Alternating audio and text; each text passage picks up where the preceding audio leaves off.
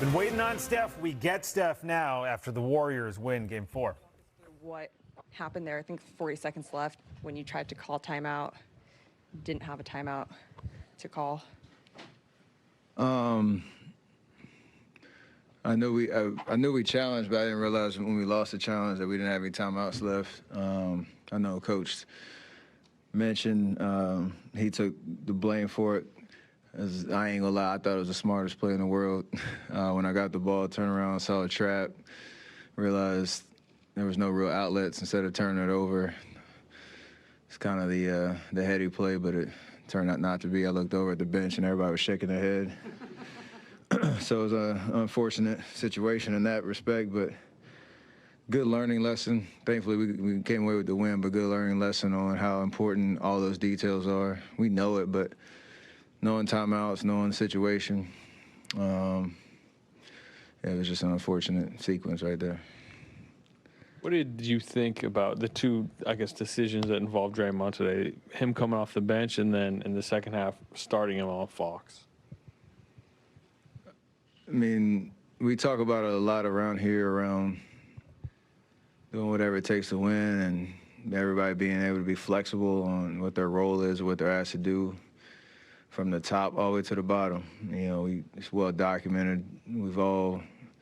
Most of us have been in situations where that's become a decision. Last year in the playoffs with me, Wiggs coming back at the beginning of this year's playoffs, Draymond, from Game 2 to Game 4. So it's just being ready to play no matter what the situation calls for, the versatility of our team, and the fact that we know each other so well that he doesn't start in the first half, starts the second half, matchup change, and we kind of pick up right where we left off. So it's just a credit to him, obviously accepting the role. It's a credit to just our 1 through 15 being able to, keep the identity of how we play no matter who's starting or who's, out there.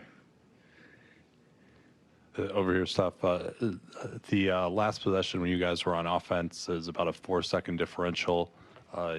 You took the shot, I think, with about 12 left. Can you take us through that possession, please? It's always a balance of, playing the clock and trying to find the best shot, because obviously if I make the floater, we're up 3 with 10 seconds left, and you like that kind of position to have one more stop. Obviously, I missed. It was a little fight for the rebound. They called timeout with 10 seconds left, so I live with that decision, knowing D. Fox kind of went for a phantom steal. I had the whole lane kind of wide open, made a decision. I live with it. Wish I would have made it, obviously, but we were able to get one last stop. So that's the nature of the playoffs, where I analyzed that possession, figure out what I could do different.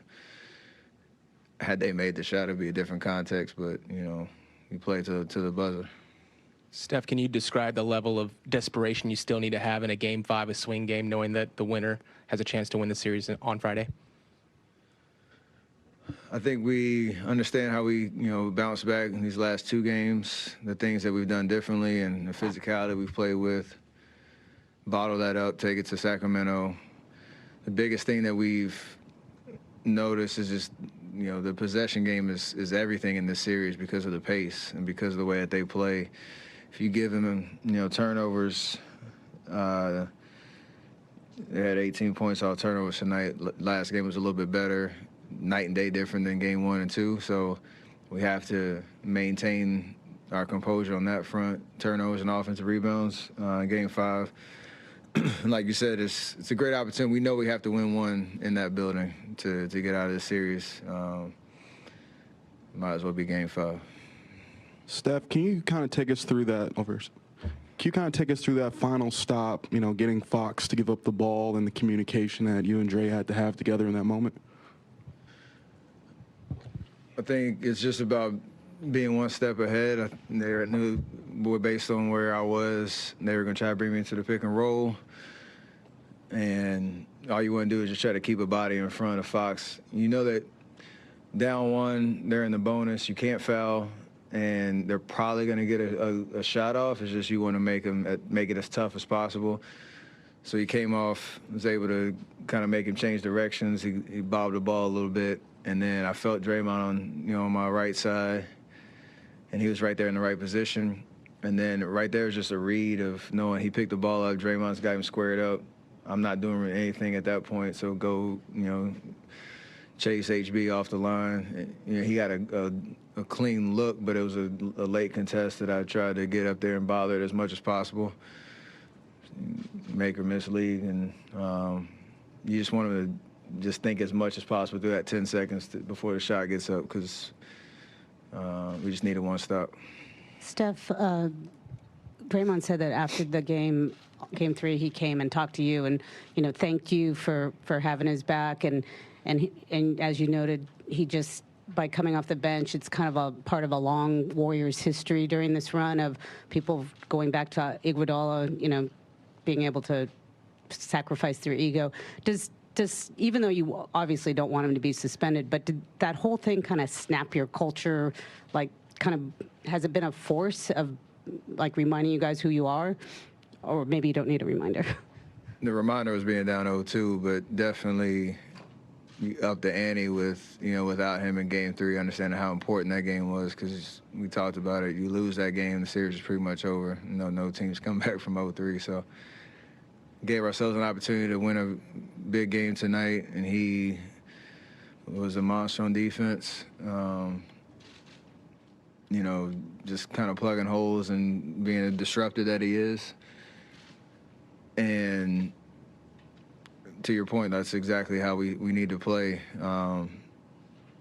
Everybody just being ready to, take advantage of their minutes and, do what they're asked to do when they're called to do it. That's the only way we get out of this series and do anything special this year in the playoffs. Just the way that we're built and the way that we're constructed and the history of how we've done things over the years. Steph played 43 minutes tonight. Is this a case where you're telling Steve, hey, it's okay, press the minutes? Is he communicating with you? Do you have to approach the timeouts differently? He mentioned, I think, a couple days that you're kind of closing your eyes and almost meditating through some of your rests. Is there any different thing that you're feeling when you know you might be playing 40, 41, 43 a night? It's the whole routine and process of how you get ready for games, how you take care of yourself from a recovery standpoint in between games, and in the game when you come out, whether it's a timeout and you're going back out there, or your break's coming, being really intentional about maximizing the rest while you're over there.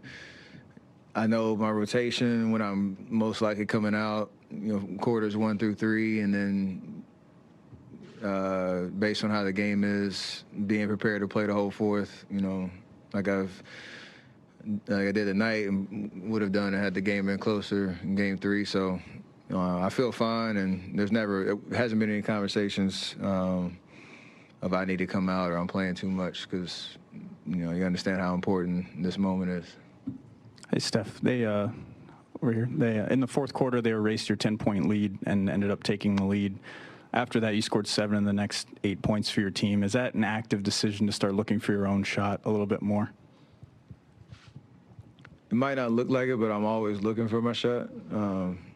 Just because there's always going to be a double team or a trap or a lot of attention. So me not shooting does not mean I'm being passive. It just means you're reading the defense to make the right plays to get the ball moving, welcome the attention or the double teams, and finding open shots for other guys. But the more you do that over the course of 48, the harder it is to defend, and more likely I'll find some openings. And then you always got to be ready and confident that you can knock those shots down. So, Clay hit some timely ones in the third quarter. He hit a big one in the fourth. I was able to hit a couple. It doesn't really matter when it comes. It's just always staying aggressive, even though it might not be, always with me in and up with a shot. Steph, the Kings made 11 of 27 shots in three-point territory in that first half. And it looked like they was ready to roll because, they haven't been shooting particularly well in that area. But in that third quarter, they only had one attempt and they made that. Keegan Murray made that. What was the Warriors doing to prevent them, from getting off like that? Because one attempt, that's remarkable.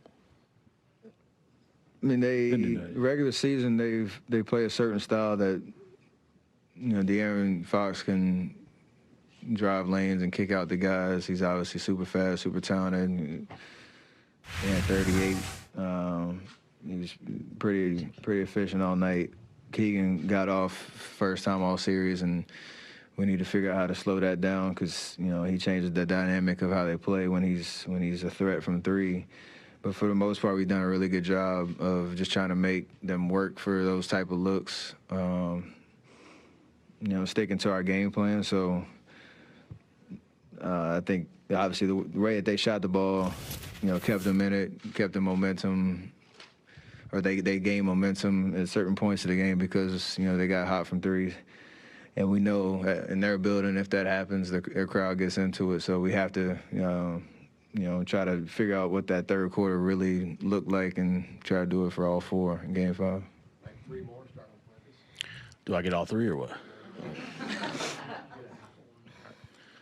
Steph, for so much of this championship era, you're the team that's making the plays down the stretch and closing. What does it feel like when things feel like they're not going your way, which has happened a lot this year, but what's it like? Is it just about surviving it and that's what makes you champions, or is it just weird to be in a position where you're up and the game is pretty much over and then things go wrong? Man, every game is just a different challenge. The regular season playoffs,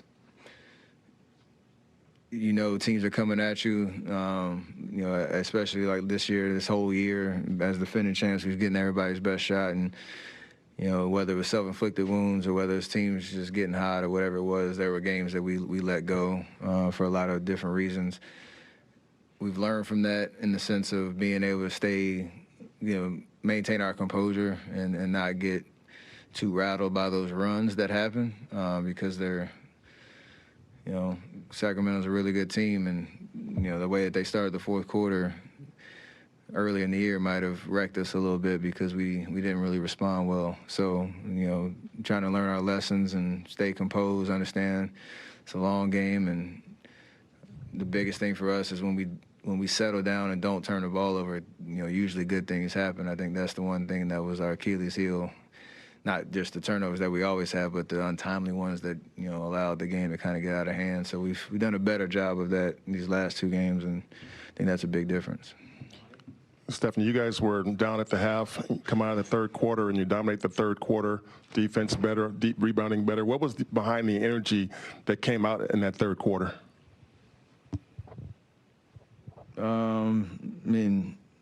Just a focus of executing on both ends, and understand like the pace of this series is crazy. But when you get stops, you can run, and when you keep them off the free throw line, they can't set their defense, and we can kind of play to our strengths a little bit better.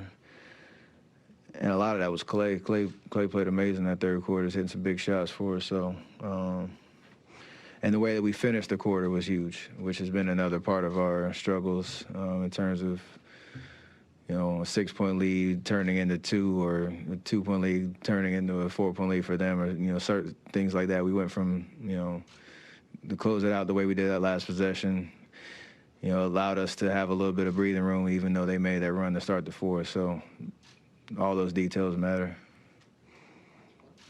Steph, so Andrew Wiggins